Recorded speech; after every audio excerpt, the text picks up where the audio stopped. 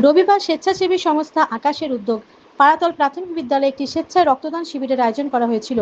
কাশ্মীরে নিহত ২৬ জন ভারতীয়ের আকস্মিক মৃত্যুতে তাদের বিদেহী আত্মার প্রতি শ্রদ্ধা জানাতে এই শিবির আয়োজন করা হয়। এই শিবিরে আনুমানিক ৫৫ জন রক্তদাতা রক্তদান করেছেন। সাম্প্রদায়িক সম্প্রীতির নজির দেখা যায় এই ক্যাম্পে। কমপক্ষে ২৩ জন মুসলিম রক্তদাতা এই শিবিরে রক্তদান করেন। সমস্ত রক্ত তুলে দেওয়া হয় বর্ধমান মেডিকেল কলেজ ও হসপিটালের ব্লাড ব্যাংকে।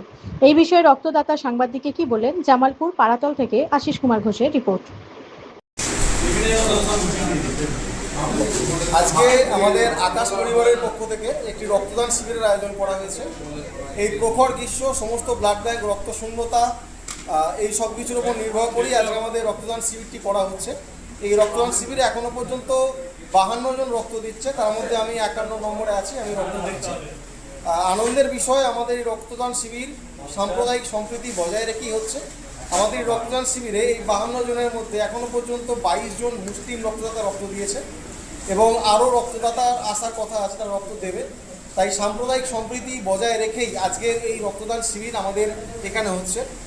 দেশে ঘটে চলা বিভিন্ন বিক্ষিপ্ত ঘটনা এবং যে জঙ্গি হাঙ্গামা হয়েছে, সেই জঙ্গি হামলায় নিহত যে ২৬ জন অসহায় নিরীহ মানুষজন, যারা শুধুমাত্রভাবে বেড়াতে ভ্রমণ পিপাসু মানুষ, তাদের যে আকস্মিক মৃত্যু, তার প্রতি গভীর শ্রদ্ধা জানাই।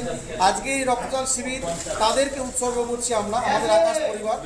এই আমাদের রক্তদান শিবিরে সমস্ত যে মহান রক্তদাতা রক্ত দিচ্ছে, এই সমস্ত রক্তদানের একমাত্র উদ্দেশ্য তাদের আত্মার শান্তি কামনা, তাদের পরিবারের প্রতি গভীর সমবেদনা। আমরা চাই ভারতবর্ষ এক ঐক্যের দেশ, ভারতবর্ষ এক বীরত্বের দেশ, এক বীরের দেশ। এ দেশে প্রতিটা মানুষের রক্তে রয়েছে স্বাধীনতা সংগ্রামের রক্ত, প্রতিটা মানুষের রক্তে রয়েছে অদম্য জেদ, হিমালয়ের সমান সাহসিকতা। আমরা প্রতিটা যুদ্ধে জয়ী হই, তাই এই মানবিকতার যুদ্ধ আমরা জয়ী হব। যে কোনো যুদ্ধ আমাদের কাছে সবসময় জয়ের জন্যই হয়ে থাকে।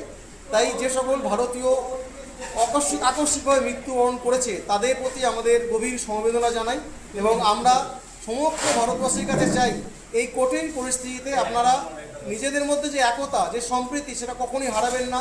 হাতে হাত শক্ত করে ধরুন, সেই শক্ত হাতের লড়াই করে আমরা বজ্র মুষ্টির জোরে আমরা জয় ছিনিয়ে আনবো।